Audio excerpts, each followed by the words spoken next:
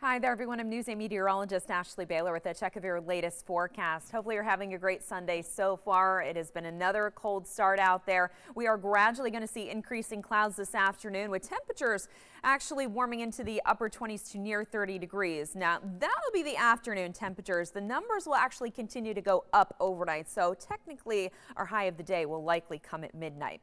But we are going to be tracking this next storm system. Snow will develop after 9 o'clock this evening, so at least we get through most of the day without any issues. But let's show you what's going on with our hour-by-hour forecast. We do have winter weather advisories that are going to be up for the northern half of the state. A winter storm warning will be up actually for northern parts of Litchfield County. You can see as we go through this afternoon, those clouds will fill in, but the leading edge of the snow won't move in until closer to about 9 o'clock.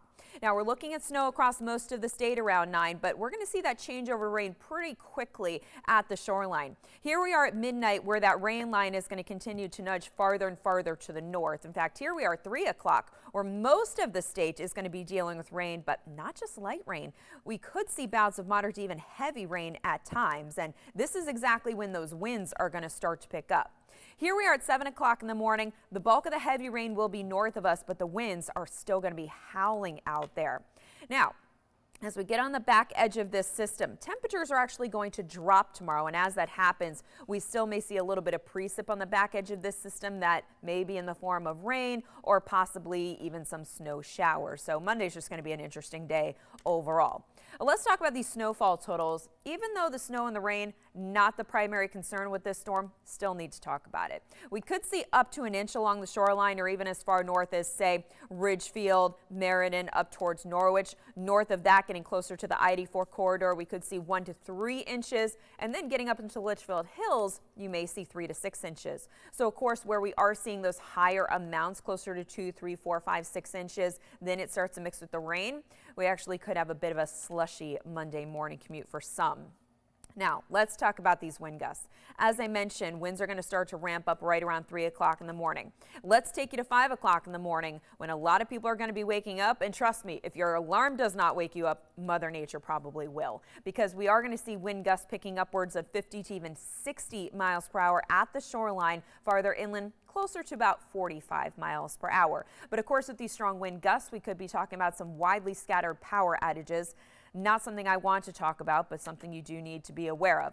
Now, by 9 o'clock, notice that the strongest gusts are going to start to back off. Well, in turn, that's a good thing because we certainly don't want to deal with the strongest wind gusts when we are at high tide. But the tide is going to be coming up at that time. So a coastal flood warning is going to be in effect tomorrow morning as we could see moderate to even borderline major coastal flooding.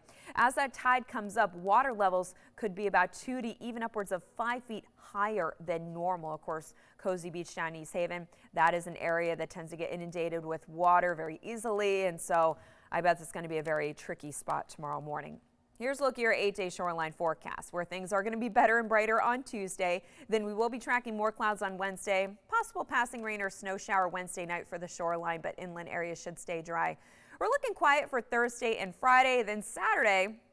Notice I wrote watching there. Well, that's because we have one computer model that keeps us perfectly dry next Saturday, and it is the computer model that has been doing better lately, I will say. But then our other computer model, and I'll just call it out, the European model, wants to bring in a classic nor'easter for next Saturday. So you can see where we are. We have one model that keeps us perfectly dry, another that brings in a pretty gnarly nor'easter. So for now, I'm going to keep Saturday dry, but just know we'll watch that day very closely.